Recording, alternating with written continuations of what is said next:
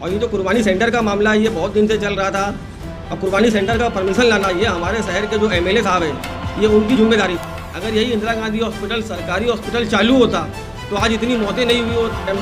नगर सेवक का मामला एकदम जीरो है इसमें नगर पालिका में। ये जो कमिश्नर साहब को किसी भी काम के लिए और खासकर कोविड के किसी भी बड़े काम के लिए नगर सेवक लोग की कोई ज़रूरत नहीं है। उनको एमएलए साहब अपने आदमी लगा के लोगों को भड़काते हैं। ये अपनी नाकामी छुपाने के लिए नगर सेवक के ऊपर पूरा ठेकरा फोड़ा जा रहा है। ये टोटल काम जितना भी आज शहर में हुआ है ये सब नगर पालिका और MMRDA के जो मंजूर किया हुआ काम था सब ये हुआ है। ये हर काम में जाके खड़े होकर खाली फोटो खिंचाए हैं। इन्होंने स्टेट गवर्नमेंट का कोई नया काम अभी तक लाया नहीं है शहर के लिए। हमारे एमएलए साहब तो ये चुन के आए थे इलेक्शन के टाइम ये टोरेंट को लेकर बहुत बड़ी बात किए थे कि टोरेंट को भगा देंगे, दूसरी कंपनी लेकर आ जाए। शहर के एमएलए उस मामले को लेकर कुछ नहीं बोल रहे हैं जितना वो इलेक्शन के टाइम बोलते गए। इस खबर के प्रायोजक हैं सारे ब्रांड्स के इलेक्ट्रिक गुड्स के लिए फेमस शानदार इलेक्ट्रिक स्टोर धामनकर नाका भिवंडी। अब LED light, electric switch and lamp के जरिए अपने घर को बनाएं और भी शानदार। अधिक जानकारी के लिए नीचे दिए हुए नंबर पर संपर्क करें। Free home delivery service available. Bhiwandi के वार्ड क्रमांक 10 के नगर सेवक आरिफ खान से एक खास मुलाकात। इस मुलाकात में उन्होंने भिवंडी पूरब के विधायक पर निशाना साधा। हम आपको बता दें कि आज भिवंडी शहर में नहीं पूरे देश में आने वाली 1 तारीख को मुस्लिम समुदाय का त्यौहार बकरा ईद को लेकर घमासान सा मचा हुआ है कि इस बकरा ईद में जिस तरह से महाराष्ट्र सरकार ने एक गाइडलाइन दी है कि इस बार कुर्बानी जो है बकरे की जाए ना तो अदर कोई जानवर की। वहीं हम आपको बता दें कि आरिफ खान ने हमारे चैनल से वार्तालाप करते हुए इस बकरा ईद के कुर्बानी को लेकर साथ ही साथ भिवंडी शहर में कोरोना वायरस के बढ़ते मरीजों की संख्याओं को लेकर और शहर के विकास के काम में जिस तरह से राजनीति की जा रही है उस पर आरिफ खान ने क्या कहा, देखिए इस विशेष एपिसोड को। जिस तरह से कुर्बानी को लेकर जो आने वाली 1 तारीख को बकरा ईद है, ऐसे में कुर्बानी को लेकर काफ़ी घमासान सा मचा हुआ है कि बड़े जानवरों को काटने के लिए महाराष्ट्र गवर्नमेंट ने पूरी तरह से नकार दिया है। इस पर आपकी क्या प्रतिक्रिया है?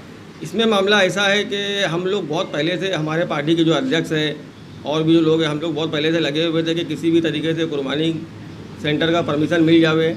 लेकिन जब 2 दिन पहले मीटिंग हुई और उसमें ये मामला हुआ कि बड़े की कुर्बानी नहीं कर सकते हो, जब वो फाइनल हो गए तो उसके बाद फिर हम लोगों ने कल हमारे पार्टी के अध्यक्ष और जितने कांग्रेस के नगर सेवक थे हम सब लोगों ने जाके फिर से कमिश्नर से मुलाकात की।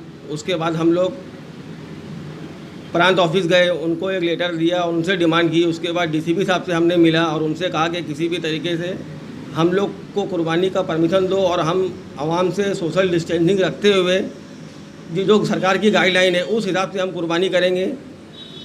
और उसके बाद ये मामला ऐसा है कि हम लोग तो अपनी तरफ से कोशिश कर रहे हैं, लेकिन शहर के आवाम को ये पता होना चाहिए कि अभी जो आपातकालीन का टाइम चल रहा है ये टाइम नगर सेवक का मामला एकदम ज़ीरो है इसमें नगर पालिका में। ये जो नगर पालिका चल रही है और ये जो कमिश्नर साहब यहाँ बैठे हुए हैं ये टोटल इनको स्टेट गवर्नमेंट की जो गाइडलाइन आती है उनको फॉलो करना है। कमिश्नर साहब को किसी भी काम के लिए और खासकर कोविड के किसी भी बड़े काम के लिए नगर सेवक लोग की कोई ज़रूरत नहीं है। उनको खुद पूरा अख्तियार है कि वो बगैर सभा की मंजूरी के कोई भी काम कर सकते हैं, बड़े से बड़ा काम कर सकते हैं।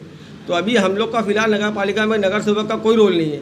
और ये जो कुर्बानी सेंटर का मामला है ये बहुत दिन से चल रहा था और कुर्बानी सेंटर का परमिशन लाना ये हमारे शहर के जो MLA साहब हैं ये उनकी जिम्मेदारी थी। और हमारे शहर के MLA नहीं पूरे महाराष्ट्र के जितने मुस्लिम MLA हैं इनको उद्धव ठाकरे साहब से मिल के उनको समझाना चाहिए था, उनको ये बताना चाहिए था कि हम मुसलमानों को बोल के सोशल डिस्टेंसिंग का पालन करते हुए हम अपने फ़राइज़ को अंजाम देंगे और कुर्बानी करेंगे। लेकिन इन लोग उस चीज़ के लिए नाकाम रहे और इन लोगों ने गवर्नमेंट को इस बात के लिए तैयार नहीं कर पाए।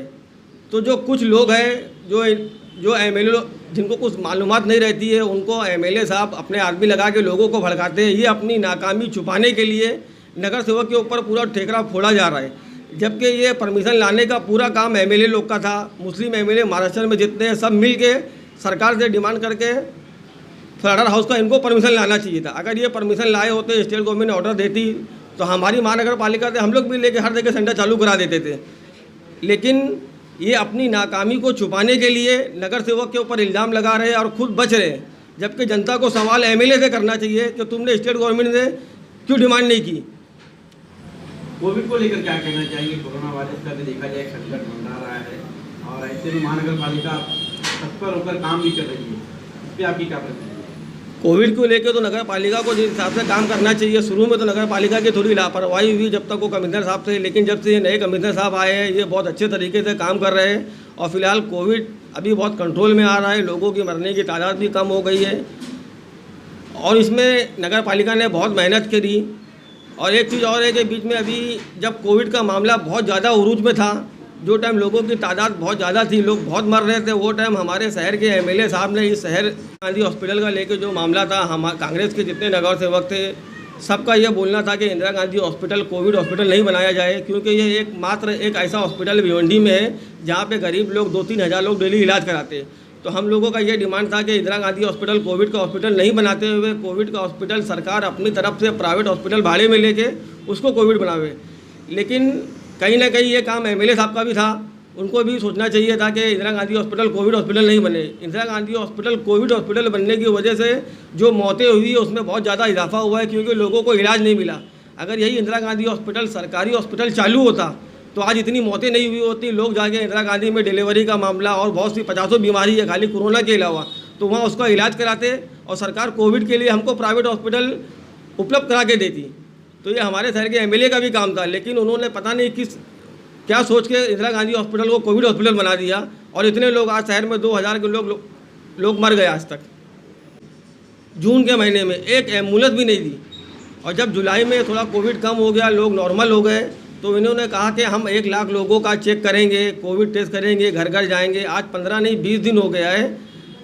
तो हमारी एमएलए साहब से गुजारिश है कि वो 1 लाख लोग जिनका इन्होंने टेस्ट किया है उसकी ज़रा लिस्ट महानगर पालिका को दे देवे, ताकि महानगर पालिका को भी आसानी हो जावे। इन लोगों ने किसका टेस्ट किया 1 लाख लोगों का, उनका नाम, मोबाइल नंबर, घर नंबर ये दे देवे, और कोविड टेस्ट कितने लोगों का किया है, जिसमें से नेगेटिव कितने आए, पॉजिटिव कितने आए, इसकी भी लिस्ट दे देवे। खाली ये बोलने से नहीं होता है कि हम गुलजार नगर गए थे वहाँ 5000 लोग का टेस्ट किए, हम कामत घर गए थे वहाँ 2000 लोग का, उसका रिकॉर्ड भी दो ना तुम, तब हमको पता चलेगा, तब शहर के लोगों को पता चलेगा कि कितना चेकअप इन्होंने कराया है। और मोहल्ला क्लिनिक की बात है, उन्होंने एक मोहल्ला क्लिनिक चालू कराई, तो उससे पहले हमारे शहर में जून के महीने में 50 मोहल्ला क्लिनिक आम लोगों ने चालू कर दी थी, NGOs ने, नगर सेवक लोगों ने, और बहुत से लोगों ने मोहल्ला क्लिनिक तो बहुत चालू कर दी थी। तो ये 1 लाख लोगों का शहर में 3 एमएलए हैं, आप मेरे को बताएंगे कि वो एमएलए कौन है जो मतलब इस तरह की बातें कर रहे हैं और की बात? हाँ, हम तो अपनी ईस्ट की बात करेंगे, हमारे ईस्ट के जो एमएलए हम उनसे सवाल करेंगे। ये उनका काम था कुर्बानी सेंटर का परमिशन लाने का। और क्या कहेंगे, जिस तरह से देखा जाए महानगर पालिका कोरोना ऊपर तो काफ़ी विकास के कामों को लेकर क्या कहना चाहेंगे? कहीं ना कहीं महामारी के संकट में सारे विकास के काम भी ठप पड़े हुए हैं। काम तो अभी होएगा ही आहिस्ते आहिस्ते, इससे पहले बहुत सा काम शुरू भी हो गया था, और ये जितना काम हो रहा है वो चाहे ब्रिज का हो, चाहे रोड का हो, चाहे इंदिरा गांधी हो, ये सब काम पहले से मंजूर था और सबका काम चालू था। कुछ काम थोड़ा ज़्यादा बचा था, कुछ काम कम बचा था, उसकी ओपनिंग हो गई है। ये टोटल काम जितना भी आज शहर में हुआ है ये सब नगर पालिका और MMRDA का जो मंजूर किया हुआ काम था, सब ये हुआ है। आज तक स्टेट गवर्नमेंट की तरफ से कोई ऐसा बजट और कोई ऐसा पैसा एमएलए साहब ने नहीं लाया है कि जो काम हो। ये जो काम है सब रनिंग काम था। ये हर काम में जाके खड़े होकर खाली फ़ोटो खिंचाए हैं। इन्होंने स्टेट गवर्नमेंट को कोई नया काम अभी तक लाया नहीं है शहर के लिए। टोरेंट का मामला तो ऐसा है कि आज तुमको भी पता है कि इतना ज़्यादा बिल बढ़ के आ रहा है, और ये जो हमारे एमएलए साहब जो ये चुन के आए थे इलेक्शन के टाइम, ये टोरेंट को लेके बहुत बड़ी बात किए थे कि टोरेंट को भगा देंगे, दूसरी कंपनी लेकर आ जाएंगे। लेकिन आज ये एमएलए साहब देख रहे हैं कि 3 महीने से शहर की आम जनता टोरेंट को लेके इतनी परेशान है। इनका कहना है कि बिल माफ़ हो जावे, कुछ भी हो जावे, लेकिन हमारे शहर के एमएलए उस मामले को लेके कुछ नहीं बोल रहे हैं जितना वो इलेक्शन के टाइम बोलते गए थे। अभी तुमको मैं एक मिसाल देता हूँ। हमारे एमएलए का एक एकदम खास आदमी मेरे वार्ड का है, जिसने टोरेंट को एमएलए साहब के लिए बहुत मेहनत की इलेक्शन में। उसके ऊपर टोरेंट ने केस कर दिया था, 13-14 लाख रुपया पेनल्टी मारी थी। उसको जाके 1 महीना जेल में रहना पड़ा और पूरा पैसा भर के छूट के आना पड़ा। एमएलए की तरफ से उसको कोई रिलीफ नहीं मिली टोरेंट के मामले में। तो ऐसी धांधली टोरेंट कर रही है। तो हमारी गुजारिश है एमएलए साहब से कि उन्होंने जो इलेक्शन के टाइम वादा किया था टोरेंट को भगाने का या दूसरी कंपनी यहाँ लाने का या टोरेंट के जुल्म से आवाम को निजात दिलाने का, तो ये उस मामले में खामोश क्यों हो गए? अब क्यों बात नहीं करते टोरेंट को लेके?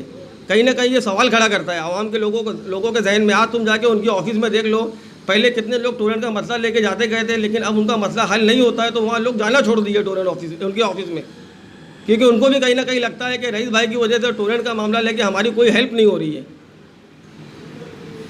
आज के लिए फिलहाल इतना ही, कल फिर मिलेंगे।